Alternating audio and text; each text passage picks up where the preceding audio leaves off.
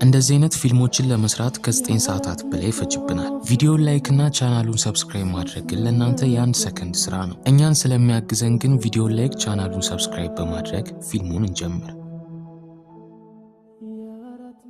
ፊልሙ የሚጀምረው ናሚቢያ ውስጥ በሚገኝ በረሃ ሲሆን በአንድ አሮጌ ሀዲድ ባቡር እየተጓዘ ይገኛል። ንግስቷና ቤተሰቦቿ ይህንን ጉዞ በደስታ እያጣጣሙት ይገኛሉ። ባቡራቸው ጭኖ እየሄደ ያለው እጅግ በጣም ውድ የሆነ ዘውድ ይገኝበታል። በዚህም ንግስቷ ለጥበቆቿ መጋረጃዎቹን እንዲሸፍኑ ታዛቸዋለች። ጥበቃዎቿ ግን በረሃው ላይ ምንም አይነት የሰው ዘር ባለመኖሩ መጨነቅ እንደሌለባት ይነግሯታል። ንግስቷ ግን በምንም ሁኔታ ዘውዱ በሰው እይታ ውስጥ እንዲወድቅ አትፈልግም። ሚስተር ኤን የምንተዋወቀው እዚህ ጋር ነው። ከበረሃው በላይ በፓራሹቱ በድብቅ ይወርዳል። ያረፈው ንግስቷና ዘውዷን በጫነው ባቡር ላይ ነበር። በሌላ በኩል ንግስቷ ከልጅ ልጆቿ ጋር ድብብቆሽ መጫወት ትጀምራለች። ጥበቆቿ ውድ የሆነው ዘውድ ወደ ተቀመጠበት ክፍል እንድትገባ ይፈቅዱላታል። ግራ በሚያጋባ ሁኔታ ግን በድጋሚ ንግስቷ ወደዚሁ ክፍል ለመግባት ትሞክራለች። በዚህ ወቅት ጥበቆቿ ወደ ውስጥ ያስገቡት ንግስቷን መስሎ ያታለላቸውን ሌባ ሰው እንደሆነ ይደርሱበታል። በአስቸኳይ ወደ ክፍሉ ቢገቡም በዘውዱ ፋንታ ያገኙት ኤ የሚል ፊደል ነበር። በተመሳሳይ ሰዓት ሚስተር ኤ ማስኩን ባቡሩ ላይ ያለ በማውለቅ ለማምለጥ ይዘጋጃል። ጥበቆቹ ድንገት ቢተኩሱበትም እያንዳንዱን ጥይቶች ተከላክሎ ያከሽፋቸዋል። ሚስተር ኤ ያለውን ልዩ የሆነ የመከላከያ ጥበብ ተጠቅሞ ይጥላቸዋል። የመጨረሻው ጥበቃ ግን ሚስተር ኤን ከባቡሩ ጋር የሚያስር ገመድ ይተኩሱበታል። ባለው የተራቀቁ መሳሪያዎች ሚስተር ኤ ከባቡሩ ላይ ይዘልና ባቡሩን በአሸዋ ላይ ለመንሸራተት ይጠቀምበታል። ጥበቃው ቢተኩሱበትም እያንዳንዶቹን አክሽፎ ተመልሶ ባቡሩ ላይ ይወጣል። ሚስተር ኤ በቀጣይ ጥበቃውን ከባቡሩ ላይ ጥሎት ከአካባቢው ይሰወራል። ትዕይንቱ በቀጣይ የተወሰኑ የእጽ አዘዋዋሪ ቡድኖች ጥሬ ዕቃቸውን ሲጠባበቁ ያስመለክተናል። እዚህም አሊን እንተዋወቀዋለን። የመጣው በእጽ የተሞላ ቦርሳ ይዞ ነበር። በጣም እየተርበተበተ ስለነበር ቡድኖቹን እንዲጠራጠሩት ያደርጋቸዋል። እንዲሄድ ግን ይፈቅዱለታል። ነገር ግን አሊ ሊሄድ በተዘጋጀበት ወቅት ሳያስበው መታወቂያውን ይጥላል። አንደኛው አዘዋዋሪ መታወቂያውን ሲመለከተው፣ ሌላኛው ደግሞ ቦርሳ ውስጥ ማይክ በድብቅ እንደተቀመጠ ይደርስበታል። በዚህም ምክንያት ቡድኖቹ የአሊ ትክክለኛ ማንነት ፖሊስ እንደሆነ ይደርሱበታል። በህይወትና በሞት መካከል ይሆናል። ድንገት ግን ያልተጠበቀ ሰው ቦታው ላይ ይገኛል። እዚህም መርማሪ ጄ የተባለውን የአሊን አለቃ እንተዋወቃለን። ወሳኝ በሆነ ሰዓት መጥቶ እጽ አዘዋዋሪዎቹን በቁጥጥር ስር ያውላቸዋል። ከዚህ በመቀጠል ሶናሊ የተባለች ፖሊስ እንተዋወቃለን። የጄ የቀድሞ የክፍል ጓደኛውም ነበረች። ሶናሊ የሚስተር ኤ ኬዝን እንድትመረምር ስራ ተሰጥቷታል። ግኝቷን በአንድ ስብሰባቸው መሃል ታቀርባለች። ሶናሊ ሚስተር ኤ በጣም ብልህ የሆነ ሌባ እንደሆነና የሚታወቀው ከተለያዩ ዓለም ላይ ካሉ ቦታዎች ብርቅዬ የሆነ ዕቃዎችን በመዝረፍ ነው። በቅርቡ ከዘረፋቸው ዕቃዎች መካከል ለንደን ውስጥ የሚገኝ ጌጣጌጥ፣ ፓሪስ ውስጥ የሚገኝ ውድ የሆነ ስዕል እና ኢስታንቡል ውስጥ የሚገኝ ውድ የሆነ የአንገት ጌጥ ጥቂቶቹ ናቸው። ሶናሊ ሚስተር ኤክስ የተካነ ሌባ ብቻ ሳይሆን በየዝርፊያው እንዳይያዝ የተለያዩ ማንነቱን እየተጠቀመ የሚያደርጋቸውን ድርጊቶች እንዳሉ ታስረዳቸዋለች። በተጨማሪም በየዝርፊያው ኤ የሚል ምልክት አስቀምጦ እንደሚወጣ አያይዛ ትነግራቸዋለች። መርማሪ ጄ ይህንን እንደሰማ የሚስተር ኤን የዝርፊያ ስርዓት ይረዳል። ስለ እቅዱ ለስራ ባልደረቦቹ ካስረዳቸው በኋላ በምንም ሆነ በምንም ይህንን ዘራፊ መያዝ እንዳለባቸው ያዛል። በሌላ በኩል ሚስተር ኤ ለቀጣዩ ዝርፊያው የሚጠቀማቸውን ዘመናዊ መሳሪያዎች እየሰራ ይገኛል። ትዕይንቱ በቀጣይ ሚስተር ኤ በቀጣይ የሚያደርገውን ዝርፊያ የሚፈጸምበት ቀን ይቀየራል። ጄ ሚስተር ኤክስ ቀጣይ ሊዘርፈው ያስበው ከሁለቱ ሙዚየሞች አንዱ እንደሆነ ይጠራጠራል። በውስጣቸው ዋጋ ያልወጣላቸው ዳይመንዶችና ጥንታዊ የአንገት ሀብሎችን ይይዟል። በቀጣይ ሁለቱም ውስጥ ጥበቃውን ጠንከር ለማድረግ የደህንነት ካሜራዎችን ያስቀምጣል። በዚህም ሌባው ለማምለጥ ምንም አማራጭ አይኖረውም። ሚስተር ኤ በሌላ በኩል በውሃ ውስጥ በመዋኘት የሙዚየም የመጸዳጃ ቤት ወለል በመቁረጥ ወደ ውስጥ ምንም ሳይያዝ መግባት ቻለ። ሙሉ ሰውነቱን ነጭ በሆነ ቀለም ይሸፍናል። ፖሊሶች ቦታው ላይ በተገኙበት ወቅት ሚስተር ኤ ሐውልት መስሎ ራሱን ይደብቃል። ይህንን ተከትሎ ሚስተር ኤ አካባቢውን ከቃኘ በኋላ ዲዛይን ያደረገውን የሪሞት መኪና ያወጣል። መኪናውን በካሜራው እርዳታ መንገዱን እየተመለከተ መሃል ዳይመንዱ ጋር መድረስ ቻለ። በተሳካ ሁኔታም ዳይመንዱን መስረቅ ቻለ። ሚስተር ኤ በቀጣይ አስቀድሞ የገጠመውን ፕሮጀክተር በመጠቀም ዳይመንዱ እስካሁን ድረስ እንዳለ እንዲመስል ያደርጋል። በቀጣይ ከቦታው ለማምለጥ ጥሩ አጋጣሚ ይመርጣል። በሌላ በኩል ጄ የሚስተር ኤክስን እርምጃ እየተጠባበቀ ይገኛል። በመሃል የሚውዚየሞቹ አነስተኛ ዋጋ ያላቸው ዕቃዎች ያን ያክል ጥበቃ እንደማይደረግላቸው ይነግረዋል። ሚስተር ኤ ለጥቃቅን ዕቃዎች ፍላጎት እንደሌለው ስለሚያውቅ ጄ የሚስተር ኤ ዋና እቅድ በሌላኛው ሚውዚየም ውስጥ ያለው ዳይመንድ እንደሆነ ይደመድማል። ጄ ወዲያው የፖሊስ ኃይሎችን ወደዛ ሙዚየም አሰማርቶ ለባልደረባው አሊ በንቃት እንዲከታተል ይነግረዋል። አሊ ስልኩን በሚያወራበት ወቅት ሳያስበው ከአንድ ሽማግሌ ሰውዬ ጋር ይጋጫል። ያላወቀው ነገር ግን የዚህ ሽማግሌ ትክክለኛ ማንነት ሚስተር ኤ እንደሆነ ነበር። ጄ ንግግራቸውን ሰምቶ በፍጥነት ሰውየውን እንዲያስረው ያዘዋል። ምክንያቱም በዛሬው ቀን አጠቃላይ የህንፃው ሰራተኞች የረፍት ቀን ተሰጥቷቸዋል። አሊ ወዲያው ሽማግሌውን ሰውዬ አስቆሞ መታወቂያውን እንዲያሳየው ይጠይቀዋል። ሰውየው መታወቂያውን እንደሰጠው አሊ ግራ ይጋባል። ምክንያቱም ከፊቱ ላይ ምንም አይነት ስም አልተጻፈበትም። ሰውየው በተረጋጋ መንፈስ ስሙ ከመታወቂያው ጀርባ እንደሆነ ይነግረዋል። አሊ ወዲያው እንዳዞረው በሚያስደነግጥ ሁኔታ የሚስተር ኤን ፊርማ ይመለከታል። ፖሊሶቹ ምንም ነገር ከማድረጋቸው በፊት ግን ሚስተር ኤ በብርሃን ፍጥነት ጉድጓድ ውስጥ ገብቶ ይሰወራል። ጄ እና አሊ ሊይዙት የተቻላቸውን ይጥራሉ። ነገር ግን ሚስተር ኤ በሚያስደንቁት ብቃቶቹ በድጋሚ ያመልጣቸዋል። ይህንን ተከትሎ ሚስተር ኤ በሌላ የማንነት ሽፋን ኤርፖርት ውስጥ ይገኛል። ሚዲያዎች ቀጣይ እቅዱ የ600 ዓመት ጥንታዊ ውድ የሆነ ጎራዴ እንደሆነ ይናገራሉ። በቀጣዩ ቀን ጄ እና ባልደረቦቹ ወደ ቤተ መንግስቱ ሄደው ቦታውን በከፍተኛ ጥበቃ ይከቡታል። ሚስተር ኤ እንደተለመደው ሳይያዝ ቢገባም ሌላ ዘራፊ ጎራዴውን ሊዘርፍ ሲል ያገኘዋል። ሚስተር ኤ ወዲያው እንዳይነካው ይነግረዋል።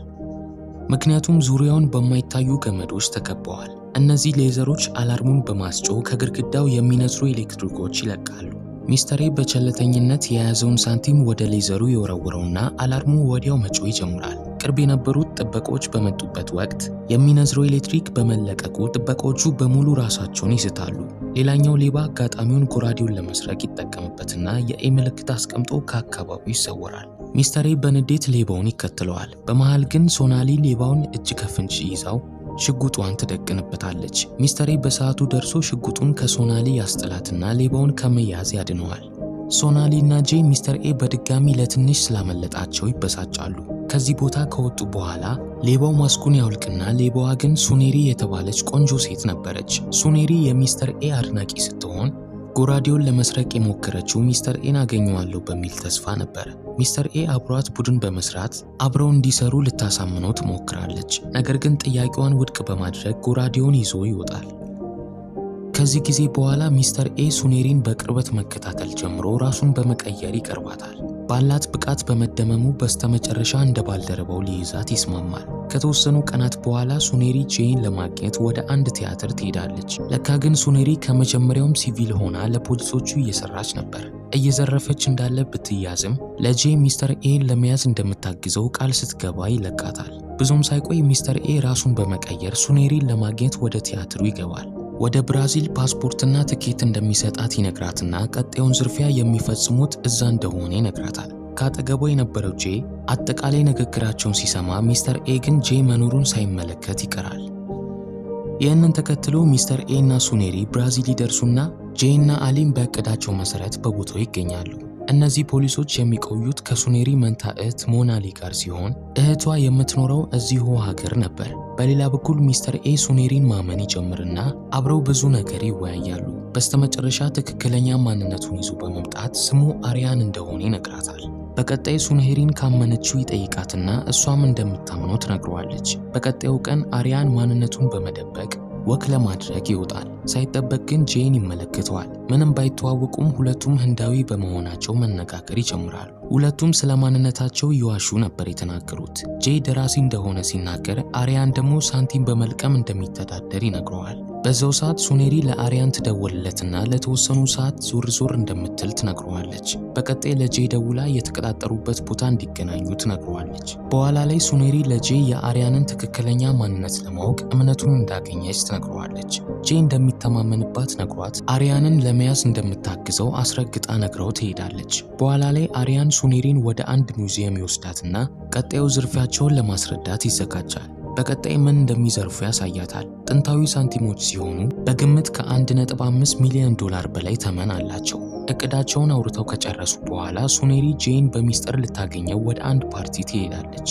በቀጣይ ስለ አሪያን እቅድ በሙሉ አንድም ሳታስቀር ለጄ ትነግረዋለች። ጄ በቀጣይ ስትጫነው ፖሊሶቹን የሚጠራ መሳሪያ ሰጥቷት ልክ ሙዚየም ውስጥ እንደገቡ እንድትጫነው ይነግራታል። ያላወቁት ነገር ግን አሪያን ቦታው ላይ ሆኖ እየተከታተላቸው ነበር። ይህንን ሁሉ ጊዜ ሱኔሪና ጄ አብረው እየሰሩ እንደነበር ግልጽ ይሆንለታል። እውነታውን ካወቀ በኋላ ልቡ በጣም ይሰብራል። ምክንያቱም ለሱኔሪ የፍቅር ስሜት እየተሰማው መጥቶ ነበር።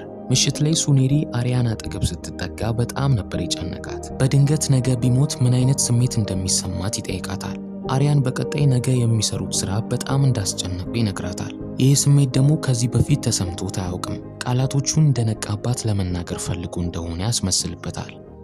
ይህንን ተከትሎ አሪያንና ሱኔሪ ወደ አንድ ፓርቲ ሄደው ጄይም በፓርቲው ላይ ይገኛል። አሪያን የመጣው ማንነቱን ሳይደብቅ ሲሆን በስተመጨረሻ ጄይን ፊት ለፊት ያገኘዋል።